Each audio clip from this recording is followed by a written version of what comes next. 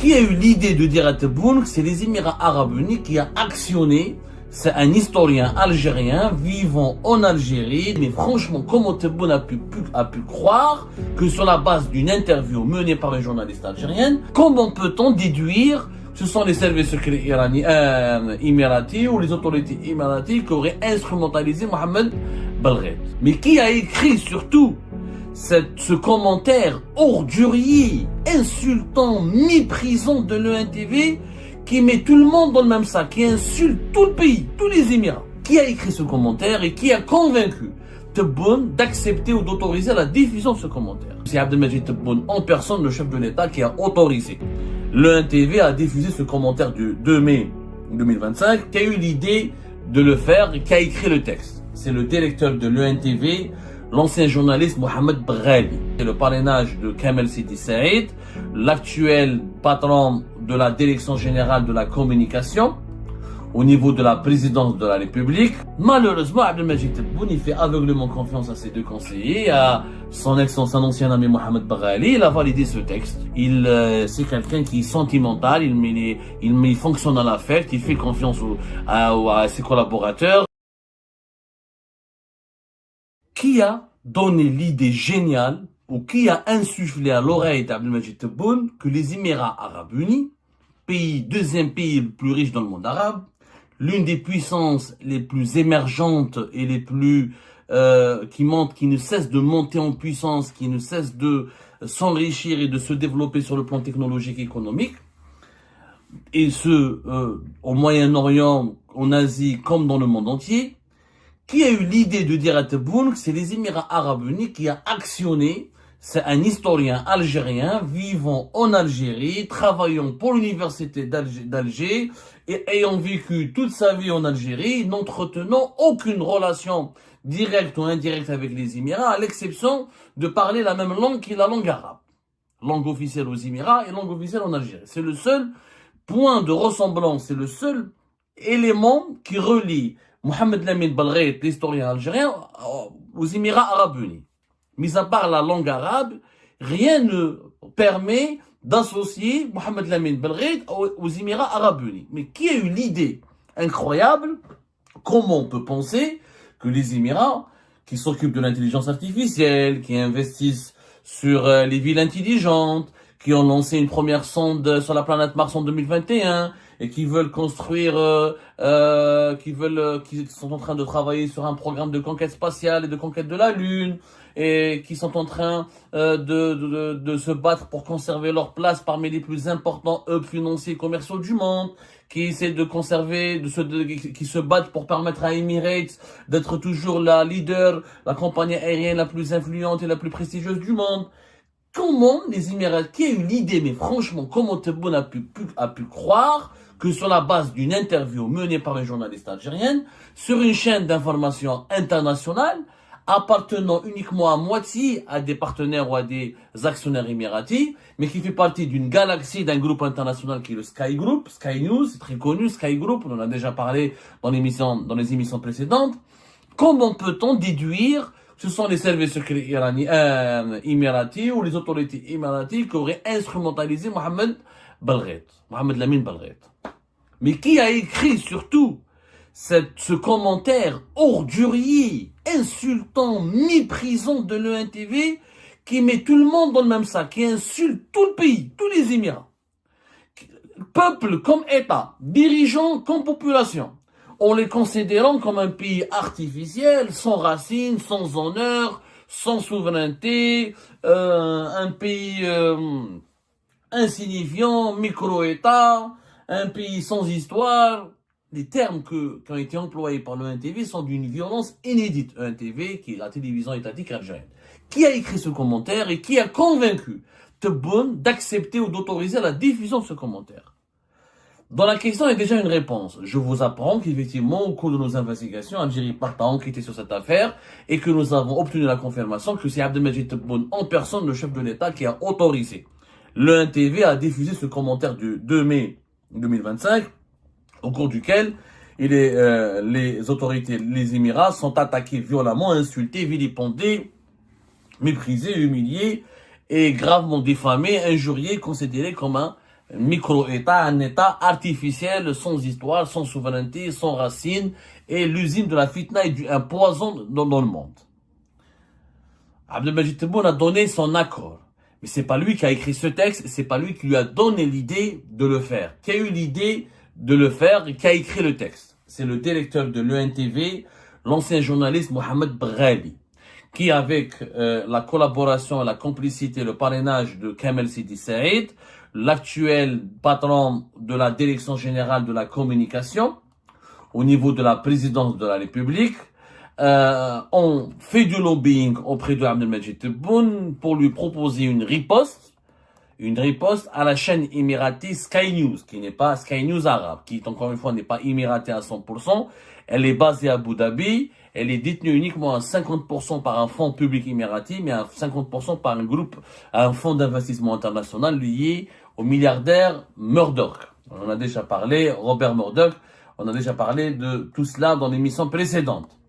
Mohamed Brali, l'actuel patron de l'ENTV, je le répète et je le dis, avec Kamel Sidi Saïd, le directeur général de la direction, le patron, le premier responsable de la direction générale de la communication à la présidence, ainsi que d'autres conseillers qui étaient des anciens journalistes et qui sont tous arabophones, à l'exception de M. Kamel Sidi Saïd qui est francophone, comme Belkaïm, Monsieur Belkaïm, l'ancien journaliste qui travaille au niveau de la cellule de communication, à la fois, dont on ne sait pas ce que Belkaïm, il travaille partout à la présidence. Quelquefois, il est rattaché au secrétariat personnel, au secrétariat particulier d'Abdelmajid Tebboune, Lewa Hamadesh Amirouche, et il lui arrive aussi de travailler à la direction générale de la communication de la présidence avec Kamel Sidi Saïd. Donc, ce sont ces trois personnes qui se sont occupées de l'écriture de ce texte-là, qui va entrer dans les annales de l'histoire diplomatique. Belkaïm Abdellatif, Kamel Sidi Saïd, Mohamed Brali. Les trois n'ont rien à voir avec la diplomatie. Les trois n'ont jamais étudié les relations internationales. Les trois personnes n'ont jamais occupé les fonctions d'ambassadeur. Ils n'ont jamais été élus par les Algériens et les Algériens, n'ont jamais été désignés pour s'occuper des questions diplomatiques et des questions qui relèvent des relations internationales et qui engagent les intérêts suprêmes de l'État. Les trois, ce sont des anciens journalistes et notamment des journalistes de la presse écrite. Mohamed Brali, on connaît Kamel Sidi Saïd et on connaît Abdellatif Belkaïm. On ne connaît pas Mohamed Brali. Parce que celui qui a écrit le texte en arabe, c'est Mohamed Brali. Et celui qui l'a proposé au président de la République, c'est Kamel Sidi Saïd et Belkaïm Abdellatif. Et ceux qui l'ont convaincu de valider ce texte, c'est Kamel Sidi Saïd et Belkaïm Abdellatif. Mais celui qui a écrit le texte, c'est encore une fois Mohamed Brali. Mohamed Brali Ajmaï, le directeur de l'ENTV, c'est le pire, je dis bien le pire. Et les gens de l'ENTV peuvent en témoigner. Le pire directeur général de l'ENTV. Pour une raison très simple, il n'a strictement aucune relation avec l'audiovisuel. Mohamed Brali, non seulement il n'a aucune relation avec la diplomatie, mais ça on en parlera plus tard, mais il n'a pas de relation avec l'audiovisuel tout court. C'est quelqu'un qui a fait toute sa carrière dans la presse écrite. Notamment le Khabar, où il était journaliste à Al-Khabar. Ensuite, il était devenu rédacteur en chef d'Al-Khabar. Et auparavant, il a travaillé dans des journaux écrits comme El Piled ou comme El Jarida. C'est quelqu'un qui connaît la presse écrite, c'est vrai. Mais il n'a rien à voir avec l'audiovisuel. Et c'est quelqu'un qui n'est même pas diplômé en journalisme, il est diplômé en psychologie. En 1994 à l'université d'Alger. Ça, c'est pas grave. Ce qui est grave, c'est qu'on lui a donné d'abord la radio. Il a été nommé comme directeur général de la radio algérienne. En janvier 2021. Ensuite, en septembre 2024, il a été promu directeur général de toute la télévision publique algérienne. Déjà, son bilan à la tête de la radio était catastrophique. La radio algérienne ne s'était jamais aussi mal portée que lorsqu'elle a été dirigée par monsieur Mohamed Brali. Et après avoir ruiné la radio, l'avoir ruiné la crédibilité de la radio, il est parti ruiner le peu de crédibilité qui restait à la télévision publique algérienne. Le peu de sérieux, le peu de rigueur qui lui restait. Pourquoi? Mohamed Brali, il connaît Tebboune en personne. Mohamed Brali, c'est un ami à M. Abdelmajid Tebboune. Abdelmajid Tebboune, il habbo. En Algérie, c'est comme ça que ça marche. Tebboune, il habbak. Tu deviens le meilleur. Si Tebboune t'aime bien, tu as toutes les portes s'ouvrent devant toi. Si Tebboune te déteste, il t'aime pas, toutes les portes de l'enfer s'ouvrent devant toi. Ou la s'ouvrent à toi. Le problème de Mohamed Brali, c'est qu'il connaît Tebboune depuis que Tebboune était ministre de l'Habitat. Depuis 2012. Et Mohamed Baghali fait partie de cette génération de journalistes, d'un groupe bien précis de journalistes, comme Abdallah Tebelkaïm, etc. et d'autres, qui ont bénéficié d'un logement, ou de l'attribution d'un logement, de la part de Abdelmajid Tebboune quand il était ministre de l'Habitat. Abdelmajid Tebboune, dans sa qualité de ministre de l'Habitat, c'est lui qui était instruit par le gouvernement à l'époque de Bouteflika de traiter les dossiers des journalistes qui avaient qui avaient fait des demandes pour des logements d'ADL, LPP, des logements, pour des demandes de logement. Lui, il avantageait, il essayait Tebboune, il le faisait de bonne intention, on va dire. Il a sélectionné, il a fréquenté certains de des journalistes, les journalistes avec lesquels il avait le plus d'affinité. Il les a aidés au niveau de son cabinet pour bénéficier de logement pas gratuitement. Il n'aura pas donné un logement gratuit. C'est de la DL, ou de l'LPP, il payer, c'est des logements qu'on obtient. C'est une aide de la part de l'État, mais c'est pas des logements gratuits. C'est des logements qui sont payés par des tranches dans le cadre de, location-vente, qui est la DL, ou d'autres formules de logement public financées par l'État, mais que le bénéficiaire peut payer par tranche ou selon un taux d'intérêt bonifié, ou avec des facilités de paiement. Mais ils ont obtenu des logements. Comme ça, Mohamed Baghali s'est lié d'amitié, il avait des affinités personnelles avec Abdelmajid Tebboune. Comme Abdelmajid Tebboune est devenu président de la République, c'est normal, il a voulu se retrouver les personnes avec lesquelles il avait le plus d'affinités. C'est tant mieux que c'était là. Sauf que quand le problème, c'est que l'affinité ne suffit pas pour nommer des personnes. Il a le droit, Abdelmajid Tebboune, en tant que chef de l'État, de conserver ses affinités personnelles, ses amitiés personnelles, et de conserver son admiration, ses appréciations, ou ses idées ou ses avis positifs, soit des personnes qu'il estime qui lui sont favorables, qui sont issues de son entourage amical. Il a tout à fait le droit d'apprécier personnellement des personnes qu'il a fréquentées, qu'il a connues de part ou pendant son parcours. C'est son droit le plus absolu. Sauf que là, c'est pas parce que l'appréciation personnelle, l'affinité personnelle ne suffit pas pour nommer des personnes dans la tête de postes sensibles. Directeur de la radio publique, avec des dizaines de radios régionales, directeur de l'ENTV, avec plusieurs filiales, etc. C'est la télévision de l'État. C'est pas n'importe quoi. C'est une responsabilité importante. C'est une responsabilité importante. Ça veut dire il faut une certaine compétence. Nous avons par exemple 48 stations régionales pour la radio. Et je crois 6 filiales de l'ENTV, minimum 6 filiales, je crois nous avons au moins plusieurs, je crois que c'est 6 chaînes thématiques, 6 filiales, de la Amazigh, Tamazight, etc. En tout cas, 9 chaînes de télévision, voilà, 9 plutôt, pas 6, voilà 9 chaînes.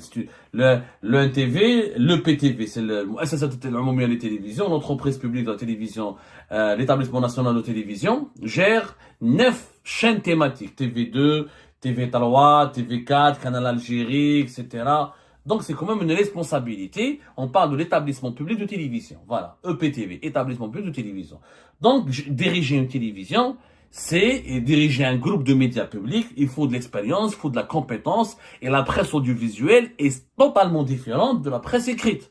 Comme la presse électronique, elle est différente de la presse écrite, de la presse audiovisuelle. C'est des domaines qui exigent des formations, de l'expérience. Et Mohamed Baghali, mis à part interviewer Tebboune dans certaines interviews télévisées au nom d'Al-Khabar, il n'a pas d'expérience. Il n'a jamais fait de l'audiovisuel. Il ne connaît pas ce que c'est que l'audiovisuel.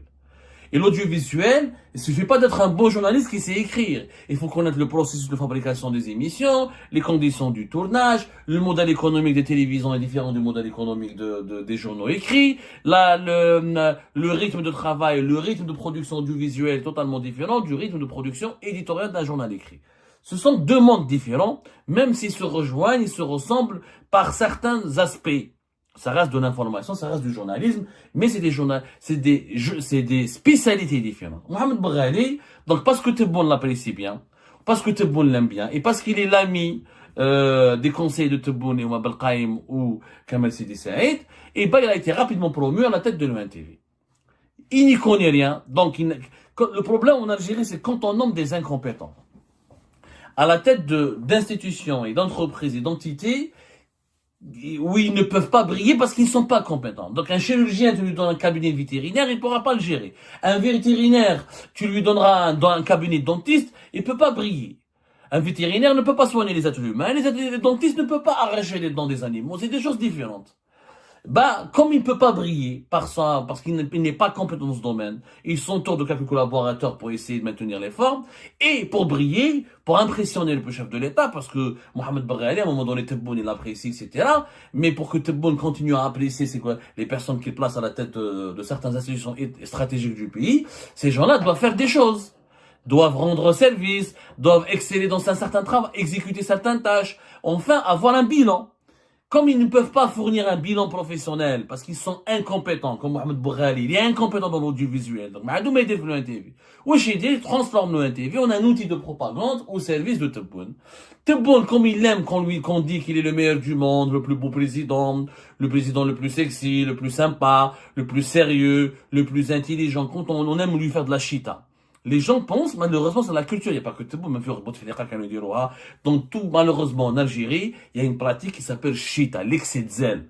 L'excès de zèle. L'excès de zèle en Algérie, c'est une culture profonde. C'est une mentalité. En Algérie, on veut à chaque fois plaire au chef, plaire au raïs, plaire au président, dire du bien de lui jeter des fleurs au quotidien, lui tresser des lauriers, le bombarder, l'inonder d'éloges et de louanges.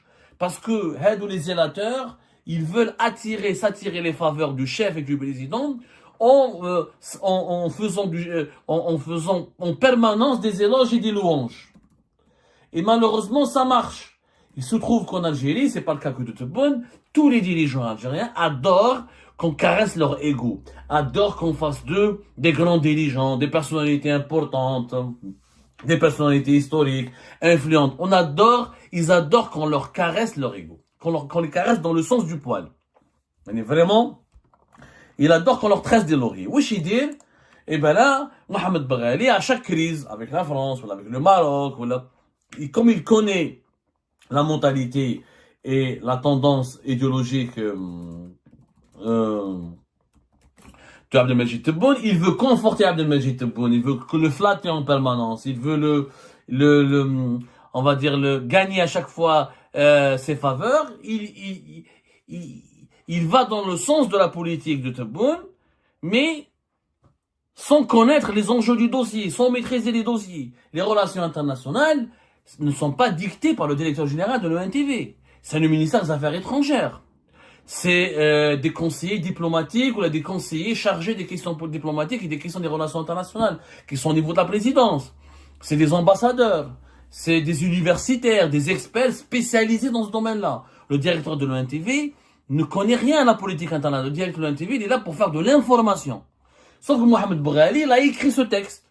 Parce qu'il sait que Tebboune, ça, je l'accorde à Tebboune. Tebboune, il a beaucoup de défauts, mais il a une qualité. Il adore la mazérité. C'est un ancien relais de Tizi Ouzou. Il aime la Kabylie. Il est soucieux de l'intégration de la Kabylie dans le tissu national. Il est très respectueux de la mazérité. Il accorde une grande importance à l'unité nationale et à la diversité nationale. C'est quelqu'un qui aime les Amazirs, qu'on le veuille ou non. Wallah, c'est un personnellement. Moi, je l'ai critiqué. Mais Tebboune, il aime les Amazirs, il aime les Berbères. Il a du respect pour la culture amazir, il comprend l'importance de l'identité amazir dans la préservation et le renforcement du sentiment de l'unité nationale. Donc Mohamed Baghali, qui connaît la psychologie de son ami, qui est président de la République, et comme il veut le flatter, il veut gagner ses faveurs, pour le caresser dans le sens du poil, il fait un texte haineux contre les Émirats. Parce qu'il sait que Tebboune n'aime pas les Émirats, et il sait que Tebboune, on lui a fait croire que les Émirats sont l'ennemi absolu de l'Algérie, parce qu'ils soutiennent le Maroc, parce que les sujets de divergence entre les Émirats et l'Algérie sont très nombreux. Comme il y a des tensions actuelles, Mohamed Baghali, il est parti proposer à Kamal Sidi Saïd Abdellah Qaïm un texte virulent à Abdelmajid Tebboune, dans l'espoir qu'il va le valider, dans l'espoir que Tebboune va apprécier ce texte, il va dire, on a raté ça, Mohamed Baghali, merci beaucoup. Ça, c'est un bon patron de l'ONTV, c'est un patriote, c'est un nationaliste, il est jaloux, il protège l'unité nationale. Et d'ailleurs, il me comprend, il est d'accord avec mes idées, il protège ma politique. Et c'est comme ça que ce texte catastrophique, honteux, a été diffusé par l'ONTV. Si on avait un patron de l'ONTV qui était un vrai connaisseur, un vrai journaliste, un vrai connaisseur de l'audiovisuel, parce que Mohamed Baghali, il pensait il a confondu la page Facebook d'Al Khabar avec la chaîne de télévision publique et étatique, c'est la voix de l'Algérie dans le monde.